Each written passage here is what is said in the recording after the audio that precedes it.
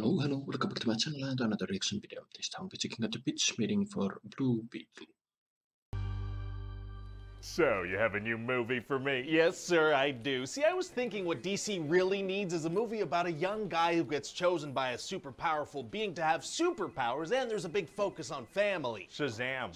Yeah, we just did that twice. Well, this would be a different family, and they're Mexican. Oh, okay, that's probably different enough that it won't be affected by this whole superhero fatigue everybody's talking about. Yeah, and I'm pretty sure that superhero fatigue is a myth. You're telling me people could get tired of seeing energy beams? But, like, what if there's... I don't know, what if there's more to movie making than wisecracking characters shooting energy beams? You sound crazy. That did sound crazy. I don't know what the heck I was talking about just there. So There anyway, definitely the main is a bit of a character, Jaime, is fatigue. coming back from college and he needs a job fast. Why doesn't he just ask his father for $1 million? Well, see, that's the thing. His parents don't have any money either. I don't get it. Well, sir, some people need to work for stuff. Oh, okay, this is like a fictional thing. No, actually, this is real life. They're living in poverty. I've never heard that word, and let me tell you, I don't like it. Right, you might want to leave your rich person bubble from time to time. You mean like to Ibiza? Never mind. So this guy gets a job cleaning this rich lady, Victoria Cord's house, but this lady is the bad guy of the movie. She's super evil. Oh, she is, huh? What's her deal? Oh, let me tell you something about how evil this lady is. She's so evil... That works, Raven. So she wants to use this blue scarab technology to build an army of super soldiers. I feel like I've seen this before. Oh, you absolutely have, sir. And that's a feeling you're gonna get in most scenes in this film. Oh, Yep. that's kind of comforting. It is, isn't it? Nice and cozy. So Victoria's niece, Jenny, finds out about the evil plan and decides to try and stop it. What does she do? She freaking sneaks into this secret lab in the Cord building by stealing a scientist's key card, and she takes the Blue Beetle and puts it inside a Big Belly Burger fast food box. What the... Was that you on the box? What are you talking about? The Big Belly Burger box. Was that you on the packaging? What are you doing on the packaging? I didn't show you anything. Are you saying that when I said Big Belly Burger, the image that popped into your head for the logo was me? Oh, yeah, I guess that must be what happened. What the hell, man? I'm sorry. I feel like you'd be a good logo for the Big Belly Burger. We're like the exact same weight. Nah, you've got 20 pounds on me at least. Why? That's pretty hurtful. Anyway, so what else happens? Well, okay, so then scientist guy goes back into his lab and he's like, oh no, the Blue Beetle is gone. Let's lock down the building. How'd he get back inside the lab if she had his key card? Hey, shut up. And so Jenny gives this fast food box to Jaime, who was in the building because she said she could get him a job. Oh, so the scarab's gonna turn him into Blue Beetle? It is. It's gonna go in his butt. Oh, super butt bugs are tight. And choose him as a host and make him into a superhero. So why did this thing choose him as a host? Because. Great. So what can he do now? Well, he can fly and he's bulletproof, and most importantly, the suit can create anything he can imagine. Oh, what kind of crazy stuff is he gonna imagine? Literally just blades and various energy blasters. Oh.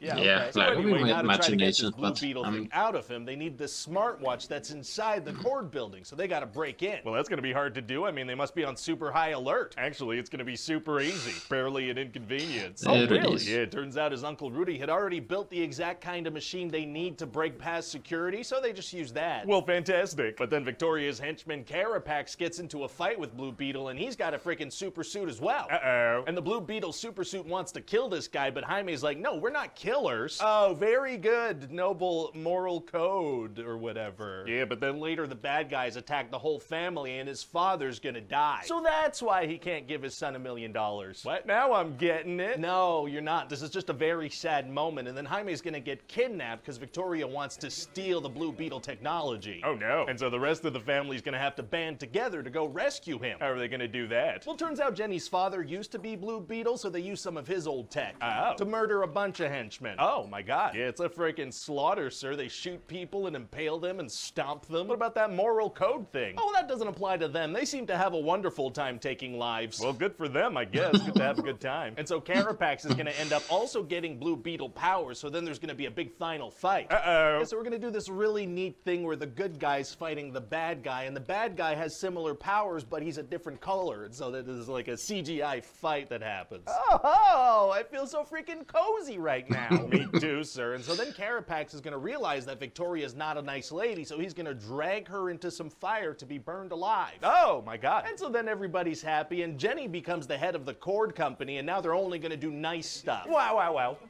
Wow. So what do you think? Oh, I mean, it's a superhero movie with an ever so slight twist. How can anyone resist? Okay, great. So you're really not worried about superhero fatigue then? You know what? Superhero fatigue, schmooper fatigue. What? Well, there you have it, folks. Pitch meeting for the Blue Beetle, and yeah, that was really funny. And yeah, I agree with pretty much everything he pointed out, and I do like that the main point was that they really don't. Studios don't try to invent anything new. They just rehashing the same story over and over again, and that's pretty much their safety blanket, which is a shame because there would be so much potential to try and create better stories. I mean, there is definitely a superhero fatigue and I don't think we're gonna see the same kind of hype that Infinity War and Endgame brought. I think that age is over, but there are still potential to have success with superhero movies. They just need to focus on creating the best stories.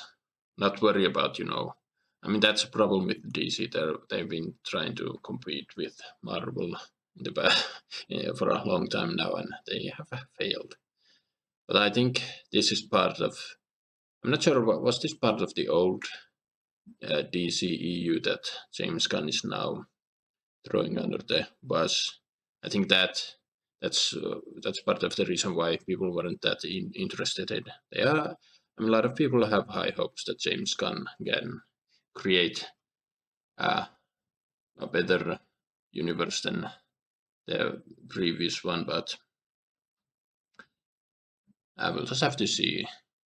I think studio interference is gonna be a major problem for him as well. But yeah, back to Blue Beetle. I thought it was fairly okay movie.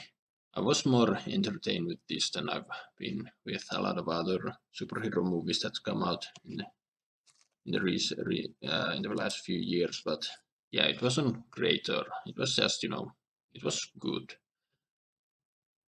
And yeah, I like how he also pointed it out that okay, we get Susan Randon here, and what kind of villain is she? Just awful. They really, I mean, part of a good story is you need to have a compelling villain. But yeah, they didn't even seem to try. And then we had the other guy who has the exact same power as Blue Beetle. I said it before. If you've seen any superhero origin movies, you've seen this one. It was very predictable.